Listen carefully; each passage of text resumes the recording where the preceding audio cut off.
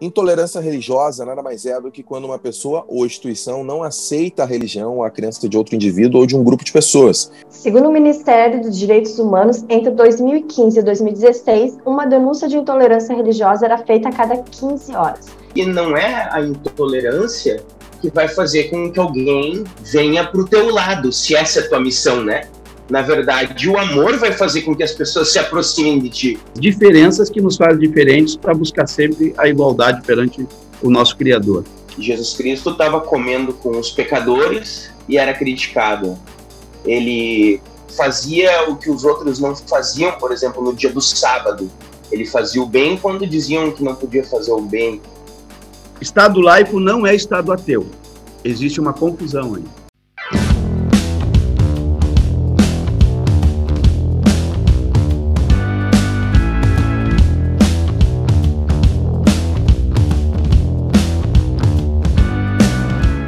Olá, gente! Começando mais um Conversa Fiado, seu podcast. Eu sou o Lucas Bel e comigo está sempre ela, Carol Paiva.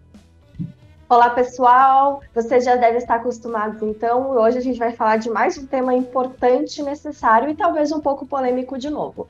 Esse tema foi um dos mais pedidos nas nossas caixinhas de perguntas lá no Instagram, né, Lucas? Exatamente. Então é um prazer estar com você que escuta a gente em áudio pelo Spotify ou pelo Deezer, ou assiste a gente em vídeo no YouTube. Aproveita, segue a gente nas redes sociais, compartilha o nosso material e curte a nossa página lá no Facebook, ativa o sininho aqui no Instagram também. Quem tá no Instagram tem que seguir ali, tem que escrever pra gente ganhar um dinheiro e comemorar o Natal do ano que vem com um grande estilo, tá bom? Vamos iniciar então mais uma conversa fiada e hoje o tema é intolerância religiosa. Estado laico pra quem? Intolerância religiosa nada mais é do que quando uma pessoa ou instituição não aceita a religião ou a crença de outro indivíduo ou de um grupo de pessoas. Essas atitudes se manifestam em críticas, piadas, agressões e até ataques a locais de cultos. Segundo o Ministério dos Direitos Humanos, entre 2015 e 2016, uma denúncia de intolerância religiosa era feita a cada 15 horas, e a grande maioria nos estados de São Paulo, Rio de Janeiro e Minas Gerais. O artigo 5º da Constituição Federal de 1988 garante que o Estado brasileiro é laico e a Lei número 9.459 de 1997 prevê punição para crimes de discriminação, ofensa e injúrias praticados em virtude da raça, cor, etnia e precedência nacional ou religião. Na história, as perseguições religiosas ficaram marcadas, como as cruzadas realizadas pela Igreja Católica, o extermínio de judeus na Alemanha nazista e, não muito distante, os atentados terroristas. Então, para conversar com a gente sobre esse importante tema, convidamos o pastor da Igreja do Mover em Canoas, bacharel em teologia e especialista em teologia contemporânea, Isaac Ben. E também o Babalorixá e dirigente ubandista, sacerdote religioso de matriz africana de nação GG, e o primeiro vereador a se eleger com o nome de um orixá, Paulinho de Odé. Paulinho, obrigado por conversar com a gente, pela disponibilidade. Deixa eu começar contigo. O Estado é laico para quem? E existe uma intolerância, uma perseguição a algumas religiões? Olá, quero fazer minha saudação a cada irmão e irmã de fé, independente da sua crença, que a maior religião de todas, na minha opinião, é a religião do bem. E eu acho que quem respeita as diferenças que nos fazem diferentes para buscar sempre a igualdade perante o nosso Criador. E também saudar aos ateus, que também têm o direito de não crer, desde que respeite quem crê.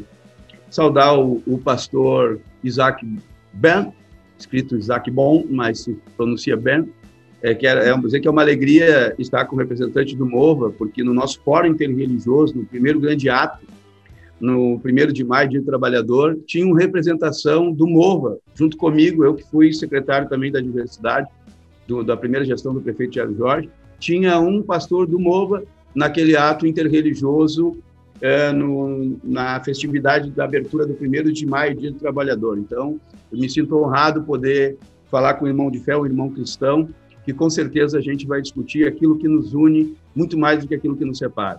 E saudar o Lucas Bel, que sem dúvida nenhuma, com esse discernimento, com essa capacidade visionária de poder fazer esse debate, qualifica e dessa forma nos ajuda a tirar essa visão preconceituosa, distorcida que tem não só a nossa religião, como quase todas ou todas, e com isso melhorar a nossa convivência e o respeito às diferenças. Também saudar a Caroline Paiva, que também está de parabéns por estar nessa parceria nesse debate. Na minha parte, agradeço muito fui vereador por 2 momentos aqui na cidade, por 2 eleições, na última quase o mais votado da cidade, fui o 3º mais votado, porque eu entendo que a política é uma ferramenta, assim como a religião, quando feita de forma correta, para o bem, de forma evolutiva, sem dúvida nenhuma, ajuda na evolução humana.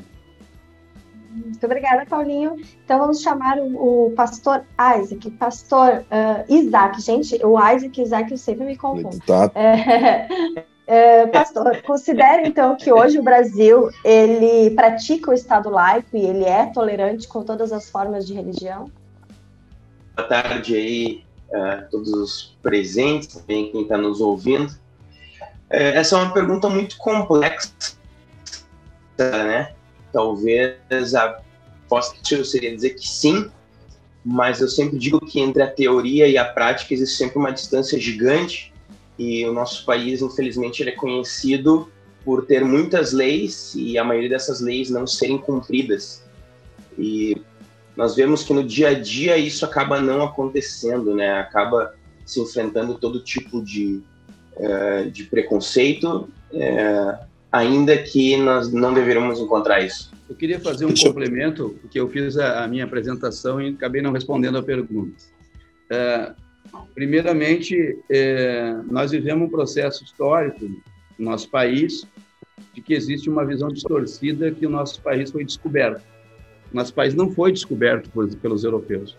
Já existiam moradores aqui no Brasil, que eram os índios, população indígena. Desde aí, então, existe o processo de intolerância. Eu estou falando enquanto Estado brasileiro, enquanto o país que nós vivemos.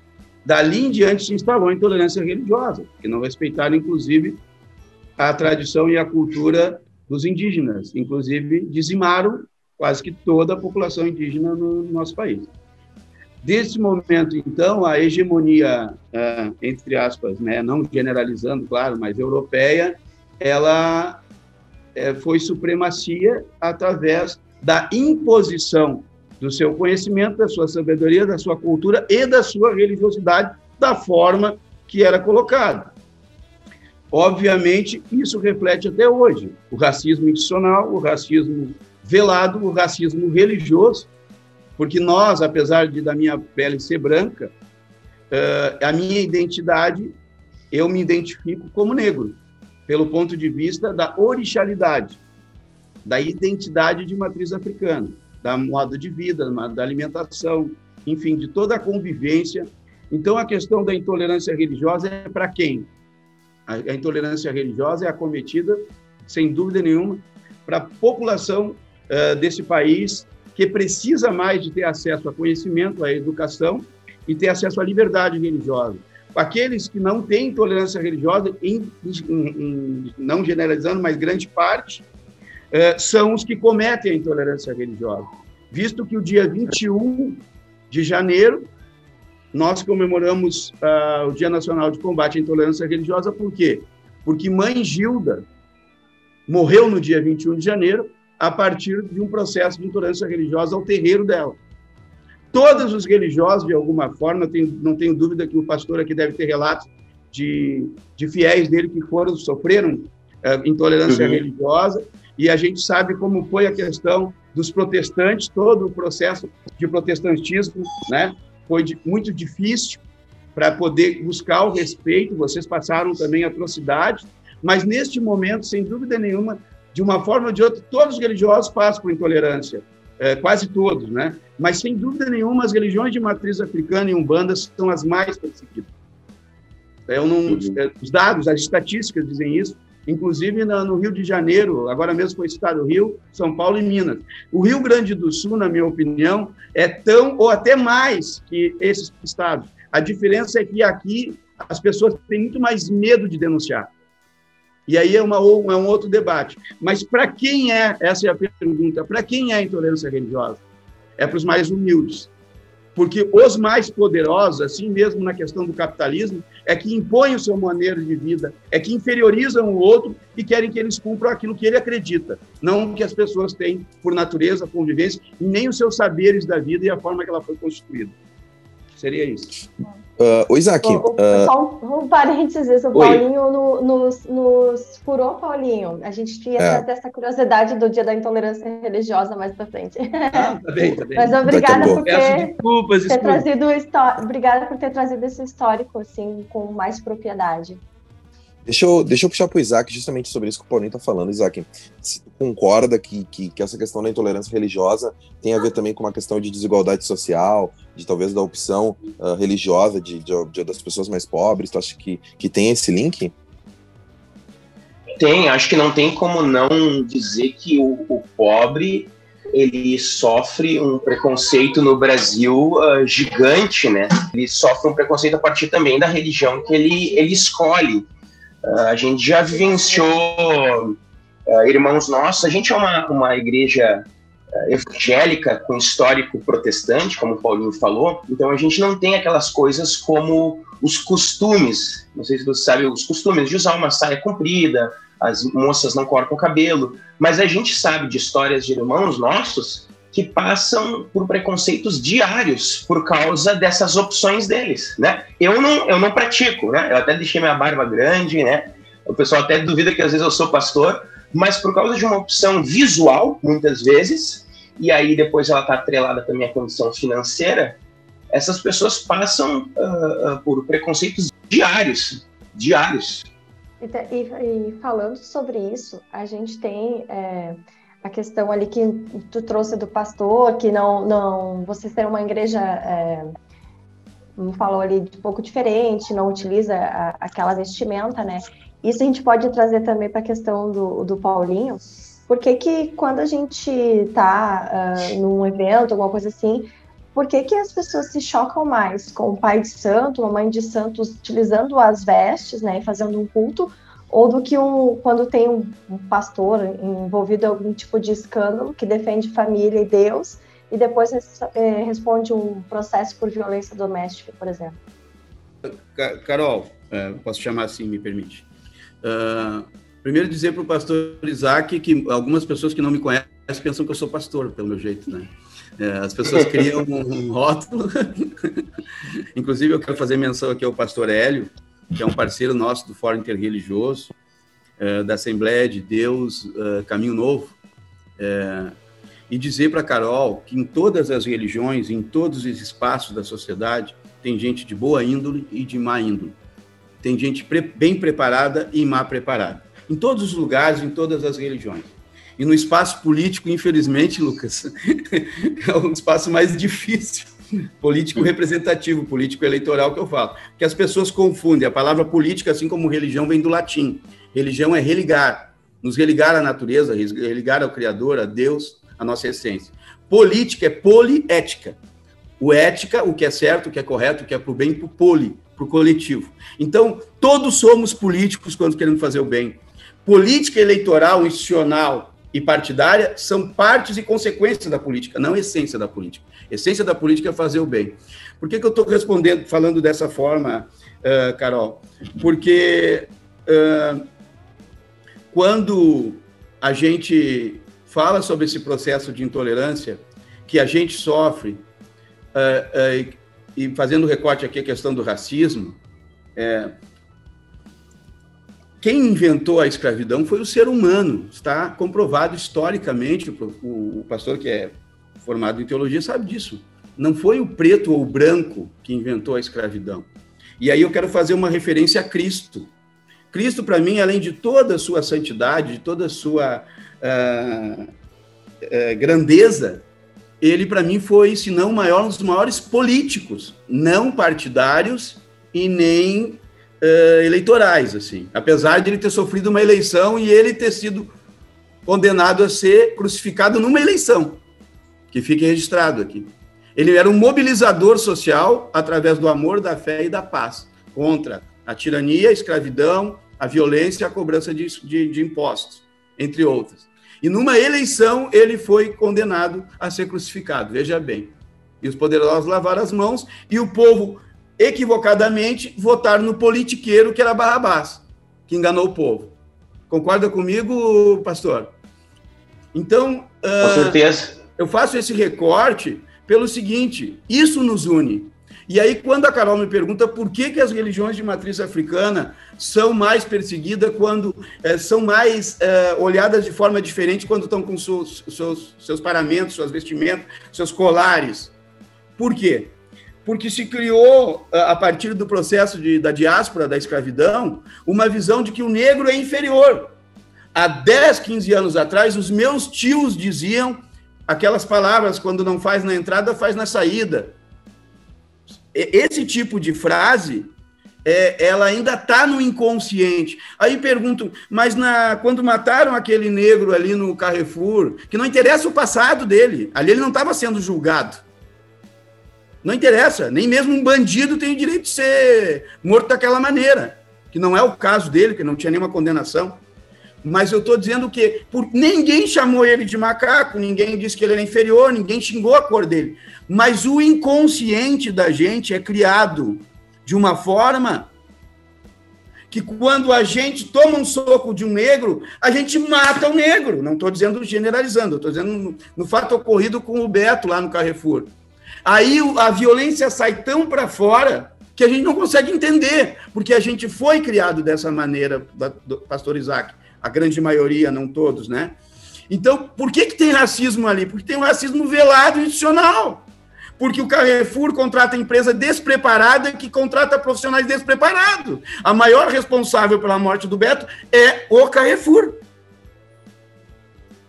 Porque se dentro da sua igreja, pastor, se acontecer qualquer incidente, o maior responsável é o senhor. Como dentro do meu templo religioso, do meu terreiro. Não adianta, é assim. Por mais que a gente oriente doutrina da forma mais correta, a gente é responsável. E não é diferente. E aí eu estou respondendo à pergunta da Carol, porque roupa de axó, de religião, de orixá, é de negro. Uma coisa que está equivocada, bandeira preta na pandemia. Não tem que ter bandeira preta na pandemia. Bandeira roxa, lilás, qualquer outra cor. Por que a bandeira preta é ruim? Se o tempo, quando está preto, é bom. Porque se não chover, não tem colheita, não tem vida, não tem água para nós tomar. Então, fechou o tempo, é bom. Claro que a natureza, às vezes, também tem temporais, assim como tem maremotos, enfim. Mas é bom. O gato preto é bom. A galinha preta é igual à galinha branca. A magia negra é boa. A magia que eu faço é magia negra. Sabe qual é a magia negra que eu faço? De preto velho de orixá, que só fazem absolutamente 100% bem. Então a magia negra é boa. Não, é a magia negra. Eles estigmatizam o rotulo negro como tudo de ruim. A magia negra que eu faço é a magia do bem. Porque Deus é negro. E onde Jesus nasceu, a pele dele era quase escura. Era diferente dessa normatização. E nós, de pele branca, de olho verde, de olho azul, também somos filhos de Deus e irmão de Jesus. Irmão dos negros. Também não podemos ser inferiorizados. Eu estou falando isso porque essa é o motivo de que nós somos olhados diferente quando estamos de axó, Carol. Porque nós somos negros. Negros na cor, negro na pele ou negro na identidade. Então, a religião do negro, ela é inferior. Quem faz mal dentro da religião africana não é os orixás e nem as entidades de luz, e nem o nosso fundamento religioso. Nenhum escritor nosso, dos mais reconhecidos, garante o mal como doutrina e preceito nosso. Quem faz o mal, quem atrai as negatividades, é o ser humano. Assim como quem faz intolerância religiosa é os fundamentalistas, geralmente, que estão em quase todas as religiões cristãs, mas que também tem gente boa, como o pastor Isaac, que tem capacidade, evolução, discernimento de debater conosco e de buscar ponto que nos une aqui. Assim como tem o Papa Francisco, que é um Papa que está à frente, na minha opinião particular, que está à frente um pouco dos outros papas que eu já vi, assim como tem o pastor Hélio aqui, como tem o padre Jorge aqui em Niterói, que eu só tenho também o que elogiar, porque eu vejo o trabalho que ele faz. Agora, a gente não pode deixar de reconhecer que o maior índice de pedofilia é na Igreja Católica, ainda é, inclusive, reconhecido pelo Papa. Agora, eu não vou generalizar dizendo que todo padre é pedófilo, que não é. Dizer que todo pastor é explorador, porque tem uma denominação que se diz evangélica, porque evangélico, para mim, é aquele que interpreta o evangelho. E quem interpreta o evangelho não discrimina, não condena e não julga. Ele ama as pessoas, independente da sua diferença, e ganha as pessoas através da fé, como fez Jesus. Não olha que roupa que ela está vestindo. Entendeu? Então, eu não quero aqui monopolizar a fala, então vou passar aqui para você.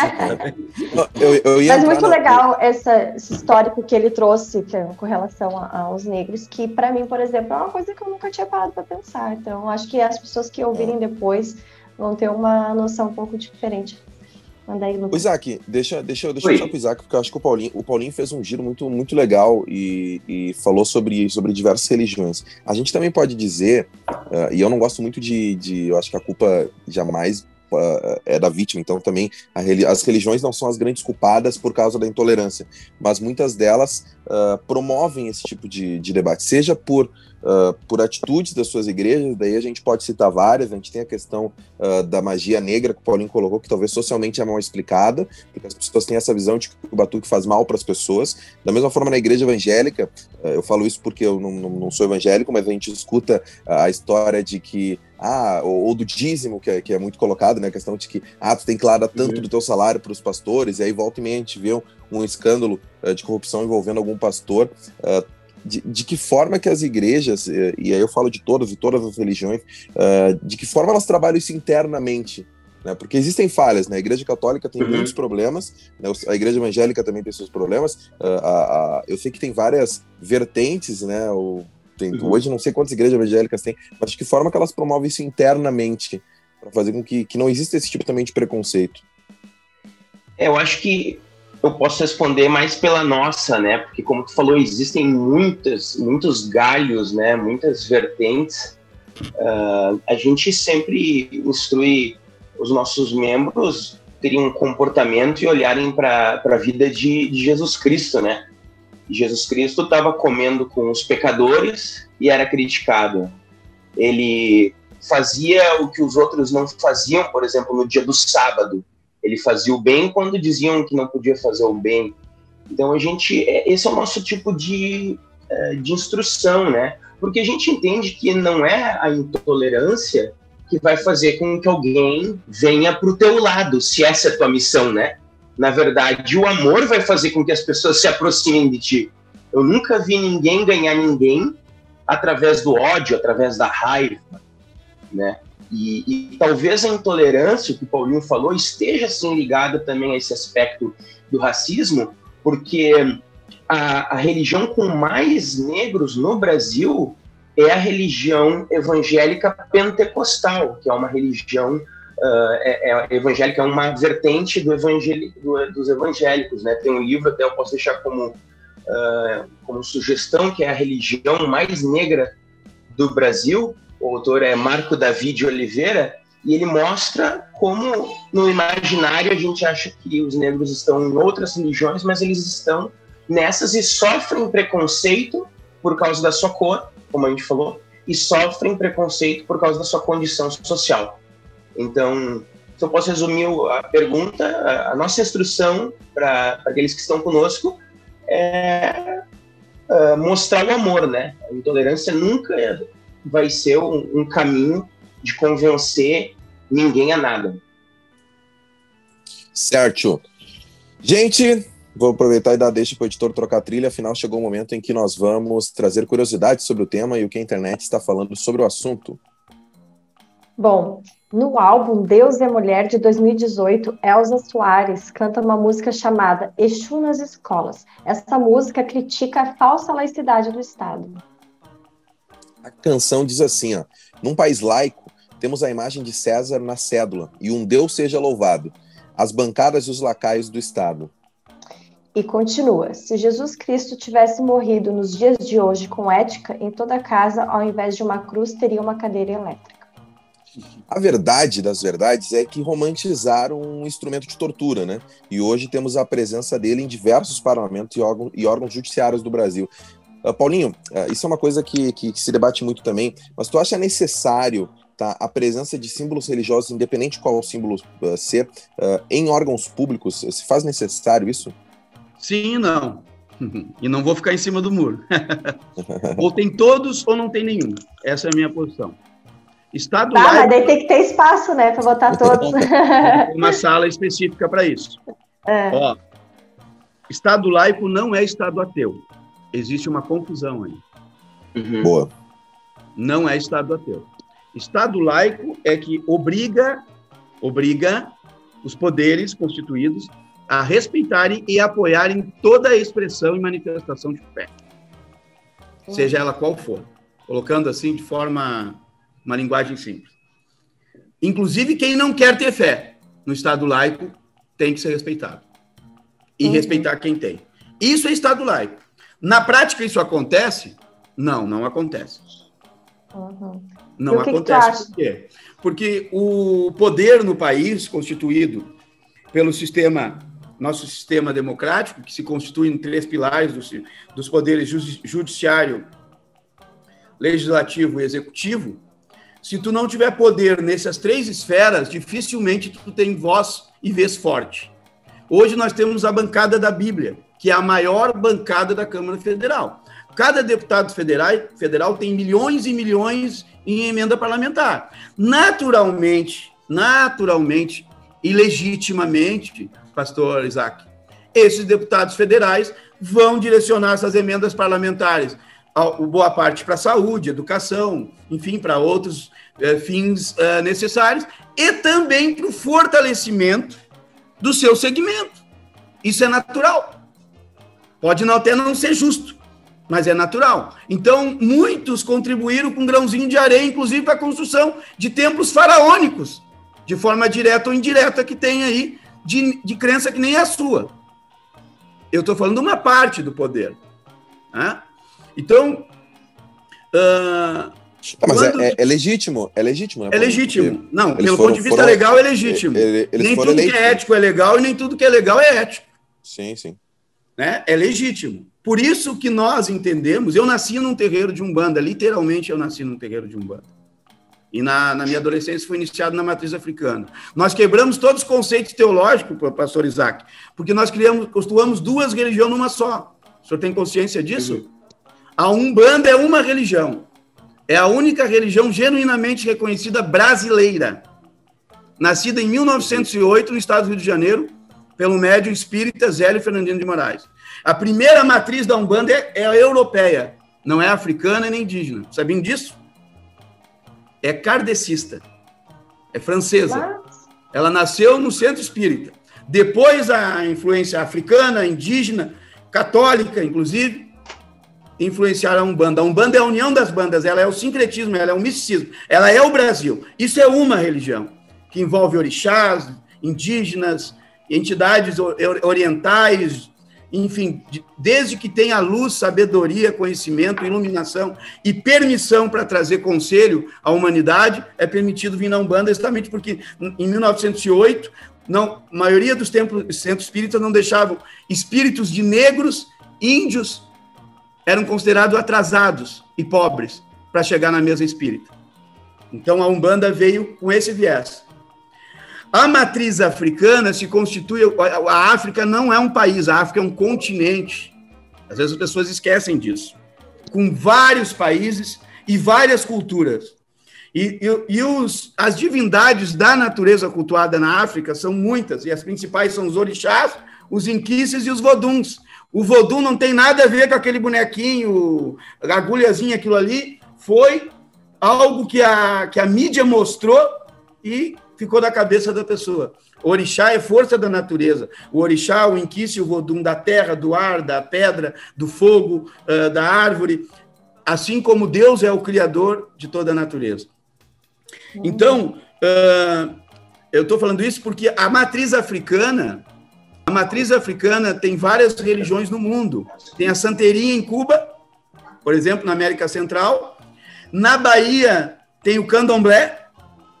Tem o candomblé, que se espalhou para quase todo o Brasil, e também tem muito em São Paulo e Rio de Janeiro. E no Rio Grande do Sul, criou-se o batuque. Todos eles de matriz africana, principalmente de orixá, mas com formas de rituais diferentes. E o Rio Grande do Sul é o maior em culto em terreiros do Brasil e do mundo. Vocês sabiam disso? Estatisticamente falando, nós passamos há muito tempo a Bahia, o Rio e São Paulo. Segundo o IBGE, são mais de 60 mil terreiros no estado do Rio Grande do Sul. Então, isso é uma história muito longa que merece até uma pauta. né? Por isso que a maioria daqui não se denuncia porque tem medo de denunciar. Porque nós somos campeões de intolerância religiosa, não tenho dúvida. Que isso não me traz alegria, me traz tristeza. Eu gostaria que fosse o contrário. Porque aqui o gaúcho tem muito medo de denunciar. Isso é uma fronteira que nós temos que passar. Então, vou dar uma puxadinha ali. Desculpa, vou dar uma puxadinha para o Isaac. Pode me interromper. Puxando essa mesma questão, Isaac, tu acha necessário, então, a presença de alguns símbolos religiosos em órgãos públicos, considerando, né, a laicidade do Estado, esse histórico que o Paulinho trouxe? Eu acredito que tu tenha mais algum histórico também para nos trazer. Eu acho que se a repartição pública acha importante ter os objetos, né? Eu vou dizer, para mim, pessoalmente, não faz diferença nenhuma, né? Até porque é onde eu faço o meu culto, na minha casa, com a minha família, e também no templo que eu frequento. Eu acho que é um tema que o pessoal debate bastante, né?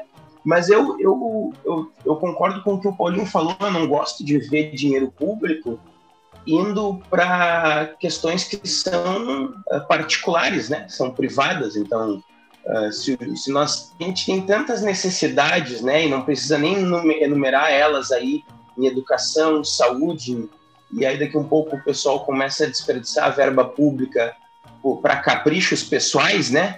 Então, para mim, não faz muita diferença. Bem, e tem uma outra questão que ficou lá em cima que eu queria puxar ali para o Isaac também. Essa questão da intolerância, do preconceito com a vestimenta e tudo mais, né?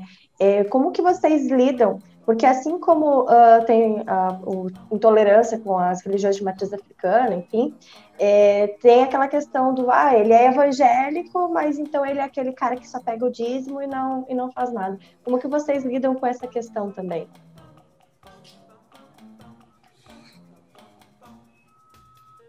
Bom, isso faz parte do dia a dia, pelo menos para mim, né? Qualquer lugar que eu chego para fazer um cadastro ou recebo uma ligação de telefone e perguntam a minha ocupação, eu digo ministro religioso. Se pede algo mais definido, eu digo pastor, e é tranquilo tu ver um sorriso no canto da boca, né? Ou uma expressão de desconfiança ou desprezo, mas é ruim, é triste, mas eu acho que isso faz parte da maldade do ser humano, né?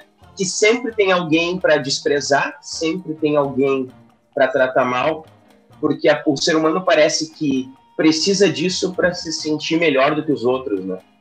Foi então que, em homenagem a Ialorixá, o 21 de janeiro, que o Paulinho falava antes, foi instituído como Dia Nacional de Combate à Intolerância Religiosa. Mesmo com a data, há muitos casos de agressões e ataques a determinadas religiões, e a gente está falando sobre isso o episódio inteiro. Vocês acham, e vou começar pelo Isaac agora para a gente inverter, vocês acham que deveria ter algum incentivo público, uma política pública, ou algo por parte dos governos, de uma forma mais concreta, assim, em relação à intolerância religiosa?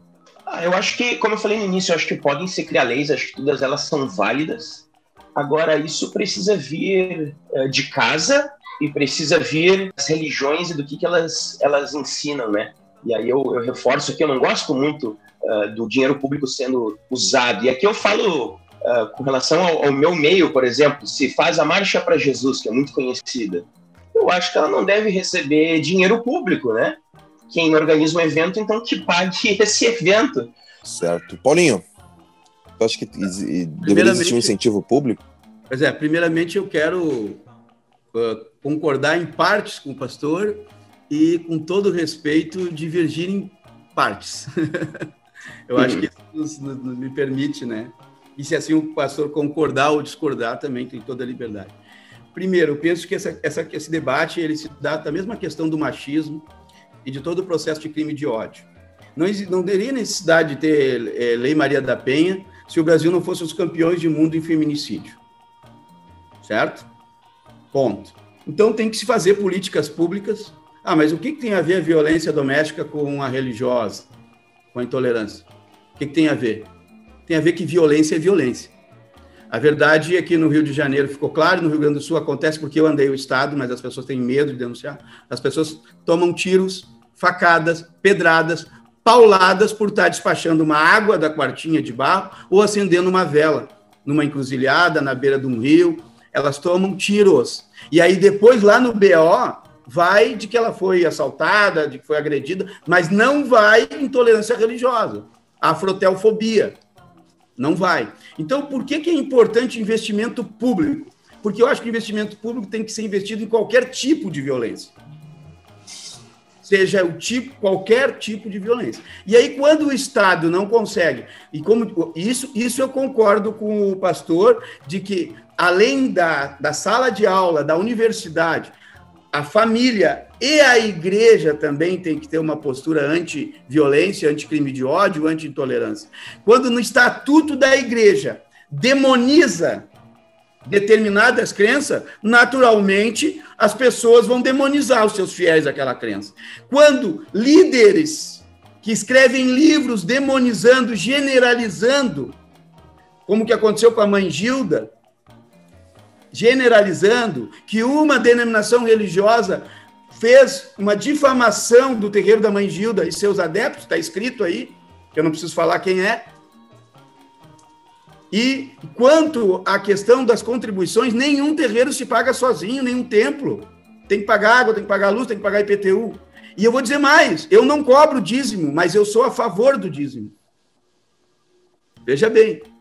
Eu acho que 10% do que tu ganha de direcionar para a tua fé não está errado. O que eu sou contra é exploração. É o dízimo, é a oferta, se não der isso, vai te acontecer aquilo, a ameaça que acontece em quase todas as religiões, inclusive na minha.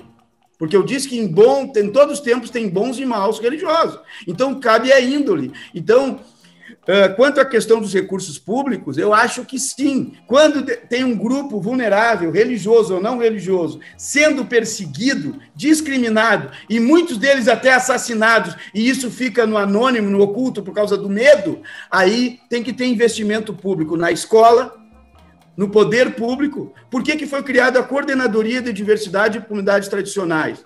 Para tratar do quê? Dos excluídos, daqueles que não têm vez e voz. E entre eles também estamos religiosos de matriz africana e de outras religiões.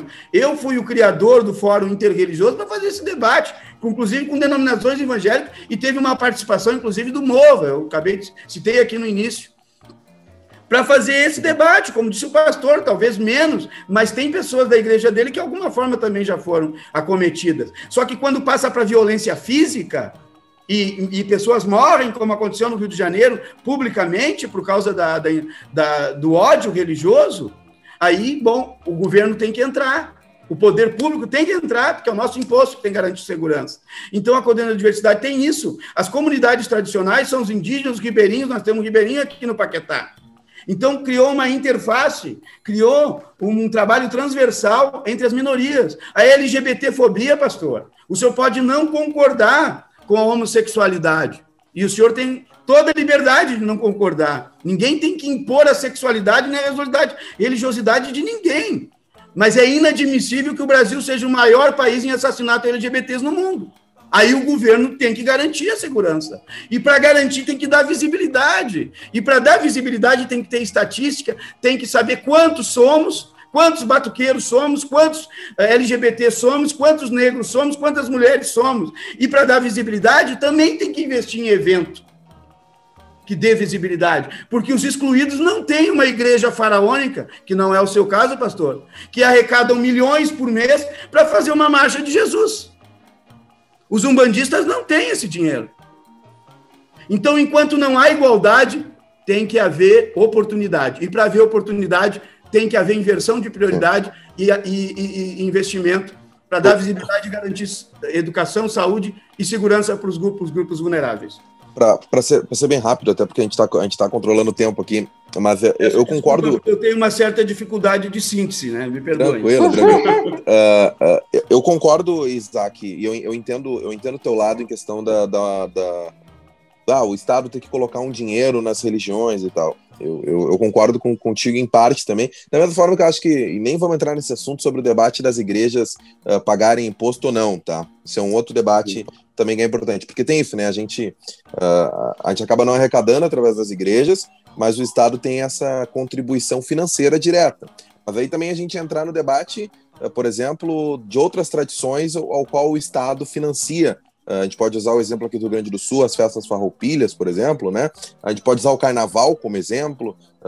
Aí tem vários exemplos de tradições e outras culturas que a gente proporciona. Eu vou puxar direto para outro ponto, só para a gente não ir ainda, Carol, só para o Isaac poder contribuir sobre isso, mas de que forma, então, equilibrar isso, tá? Porque a gente não tem essa arrecadação, é importante que o Estado tenha, mas aí, por exemplo, tu disse uma frase aqui muito forte, que eu até acho que tu vai te queimar com alguns amigos pastores aí, que é a questão do não financiamento da Marcha para Jesus, né, que é um evento muito forte na igreja evangélica. Eu falo e se precisar falo de novo, e aqui fica um parênteses sobre igrejas que não pagam impostos. Igrejas que não são sérias não pagam impostos. A nossa igreja paga todos os impostos, né? Boa. E tem essa questão que eu só queria puxar para esse lado, Isaac, rapidamente sobre a questão do dízimo, tá? Porque eu imagino que é o seguinte, tem a questão estrutural que tu tem que bancar, beleza, alguém paga essa conta, tu tem que pagar a luz, tem que pagar a água, tem que pagar, você vai ter uma internet no local, tu tem que ter essa estrutura. Como é que vocês lidam na tua igreja sobre isso? Porque aí tem esse debate do dízimo que não é usado para isso, né? O dízimo que vai... Eu vou tentar ser bem rápido. A imagem do pastor rico, né? Porque é uma bem... com certeza. O dízimo foi algo que foi estabelecido, na verdade, para o povo judeu no Antigo Testamento. Ele foi herdado pela igreja por causa que se misturou a cultura judaico-cristã. O discípulo, mas que ele é só um começo, porque faz parte do que a gente chama da Antiga Aliança, o Antigo Testamento.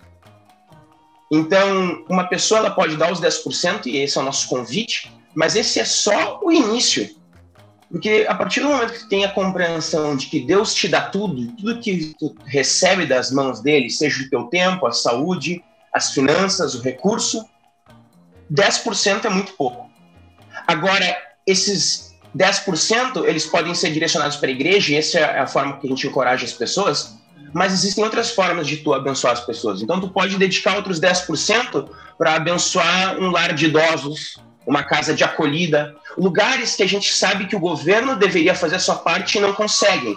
Tanto é que as igrejas evangélicas muitas vezes são criticadas, mas todos não, né? A maioria dos hospitais, eles têm herança protestante evangélica. Um exemplo, o Hospital Moinhos de Vento em Porto Alegre era chamado de Hospital Alemão quando ele foi fundado. Os orfanatos, eles têm herança evangélica, cristã. Então, às vezes acontece uma injustiça ou um preconceito, que é sobre o que a gente está falando, uma intolerância religiosa, onde então se diz que todos os evangélicos, então, são aproveitadores por causa da atitude de alguns, né? Não sei se eu respondo a pergunta, Lucas. É isso. Gente, o tema dá muito pano para manga, é muita coisa importante para a gente falar, mas agora a gente chegou a hora de colocar os convidados numa baita saia justa. Então a gente vai para aquele quadro que se chama Jogando na Fogueira. Um nomezinho audacioso, mas é só uma brincadeira, gente. Agora é um desafio para vocês, tá? É o seguinte, ó, nós vamos fazer um trato e vocês só podem responder as perguntas com sim ou não, concordo ou não concordo, ou com no máximo uma palavra, beleza? A gente vai fazer a pergunta, sempre o Isaac inicia respondendo, depois o Paulinho responde de forma instantânea, mas só vale sim ou não, concordo ou não concordo, ou no máximo uma palavra, beleza? Vou começar então com a primeira pergunta. E a primeira pergunta é o seguinte, Isaac e depois Paulinho. O ensino religioso deve estar na base curricular obrigatória nas escolas? Não. Sim, desde que seja de todas as religiões, a Lei 10.679 esteja junto. Uma pessoa pode frequentar e participar de duas religiões ao mesmo tempo? Não. Pelo ponto de vista legal, sim. Essa é boa agora. Consideramos justa toda a forma de amor? Sim. Pode Sim, repetir. com arco-íris em cima. O evangélico pode pular as 7 ondas no Réveillon? Boa. Desculpa, cortou a frase. Essa pro Isaac. Começa com o Isaac. O evangélico pode pular as 7 ondas no Réveillon? Acho que nós perdemos o. Cortou de novo, Carol. Disse alguma coisa com Réveillon, mas eu não entendi. Acho que não é para eu responder a pergunta. Talvez. Vamos lá, novamente. Pro Isaac primeiro, depois Paulinho. Um evangélico pode pular as 7 ondas no Réveillon? Pode. Não sou salva-vidas, nem nada. Muito bem. Deve. Beleza, a próxima é boa e vai ajudar também muita gente, tá? Fazer amarração amorosa ou simpatia para trazer o seu amor de volta funciona?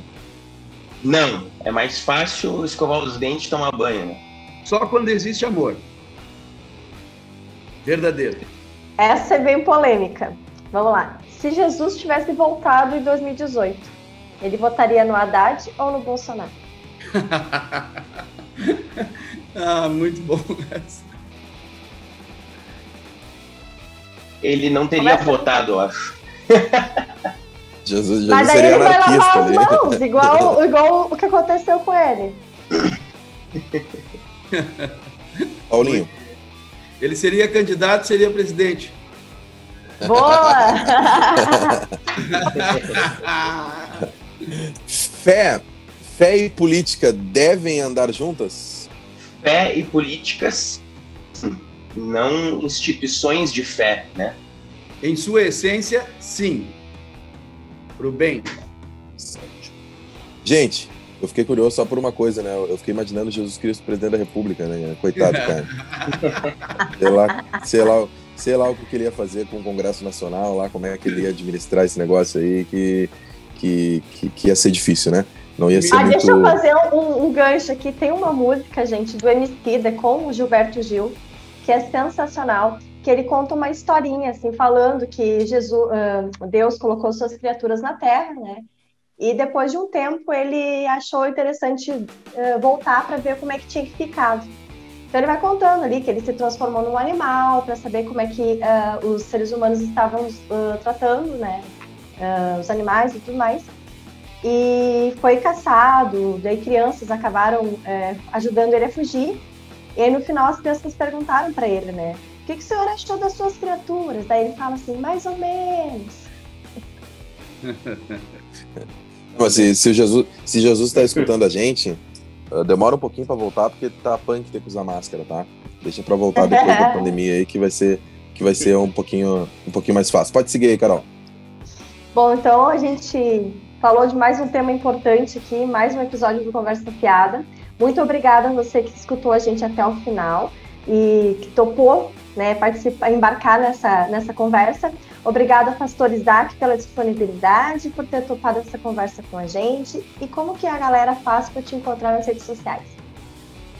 Obrigado pelo convite aí. Quem está nos encontrando nas redes sociais pode achar através da Igreja do Mover, ou também o meu perfil, o Instagram é @Isaac, ISAAC, meu sobrenome, B de bola, OHN de Maria. Se quiser seguir, está à disposição.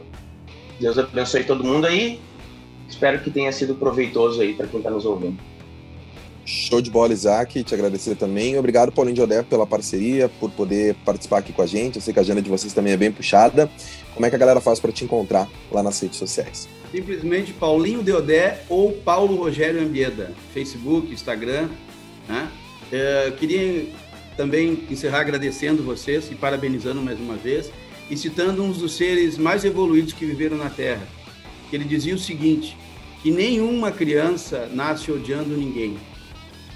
Nem pela cor da pele, nem pela classe social, nem pela sua diferença, seja ela qual for.